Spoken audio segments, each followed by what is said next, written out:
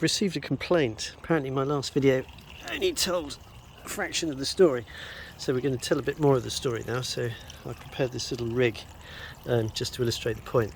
So the complaint was that I'd only shown displacement in a static system, but of course rivers flow, so I need to sort of illustrate the point in a dynamic system, and so hence we've created this dynamic system represented by this piece of gutter that represents the riverbed. But just for the sake of argument, just for this first piece, let's pretend this is groundwater, so the edge of the gutter being the ground level and the water flowing within the ground.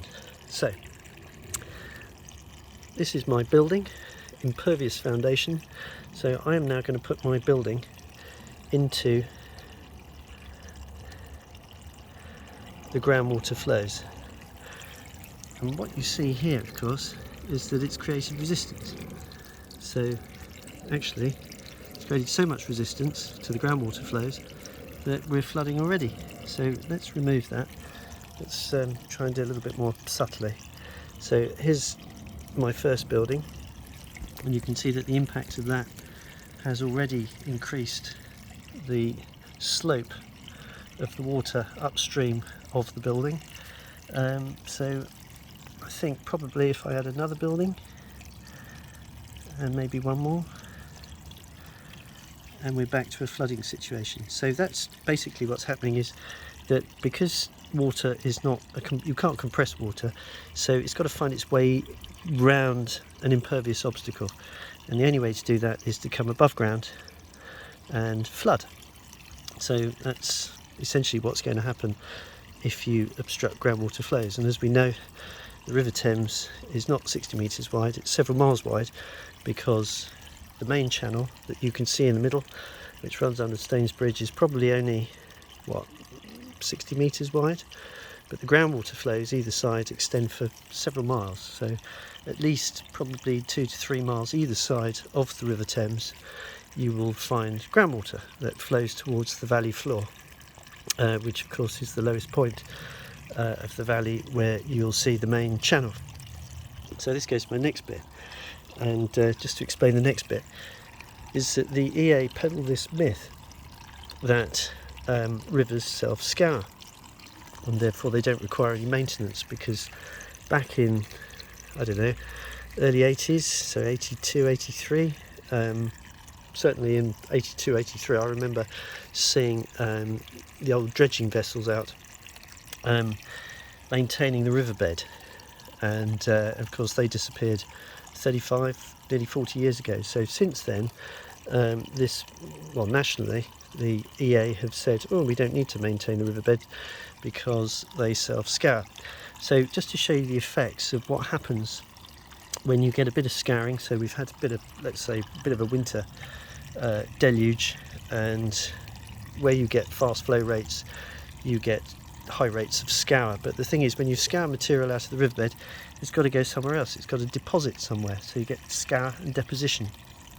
And so what I'm going to simulate here is what happens. So if we sort of quickly look along here, you can see that the river is running quite happily within its channel, and without adding material or changing the flow rate of water, I'm going to create a little bit of scour here, and of course immediately you can see that from a little bit of scour we've got into a flood situation here, because we've got a shoal built up here which is causing resistance, much in the same way as sticking a damn great foundation in the middle of groundwater would do. So I'm going to maintain this now. Now I'm a dredger, but I'm actually not going to remove any material. So that's the key. We're not removing any material. We are just profiling the riverbed. So I'll drag that down and I'll reprofile the riverbed. There you go. I've reprofiled the riverbed, and then miraculously everything runs within the main channel again. Apart from I've not done a very good job there. But so I'm going to create a bit of scourage here, a bit of scour there, a bit of scour there. As you can see, a little bit of flooding going on here. just right on the edge of overtopping. And of course, because there's resistance downstream, the slope of the river has had to increase in order to overcome the resistance. So you can see here we're on the verge of overtopping. So if I just scour a little bit here and create a bit more of a shoal, and there we are, we're into a flood situation. So I think that tells you why our rivers also don't perform in the winter, is because they've not been maintained for 40 years. In fact, the only shoals that the EA have budget to remove is are the shoals that affect navigation. So if this is my vessel, I can quite happily come along here, but run aground here. So the EA remove just enough to maintain it to be navigable. But as you can see, it might be navigable, but still it's not really doing the job. So what we need to do is maintain the entire length of the river from Lechlade to Teddington. So there's about 125 miles of river. Not that long actually, but it's the biggest catchment in the United Kingdom. And if we do that, we've tamed the river. But I think, just to sort of bring all this to a close, if we fail to maintain the River Thames and then continue to place obstacles in the paths of groundwater, we will flood. It's a crazy idea.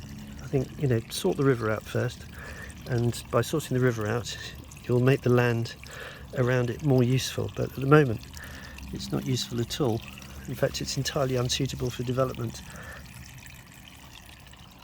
Well, developments of anything with foundations that penetrate through the water table.